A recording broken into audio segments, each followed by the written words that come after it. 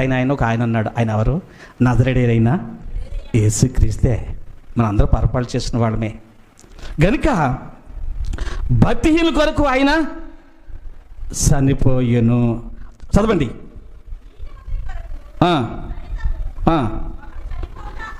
నీతిమంతుడి కొరకు ఒకడు చనిపోట అరుతూ మంచివాని కొరకు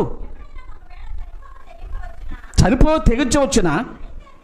దేవుడు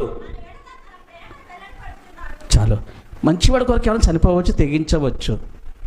అయితే దేవుడు భక్తిహీనుల కొరకు ఎంత తెగించి చనిపోయాడో.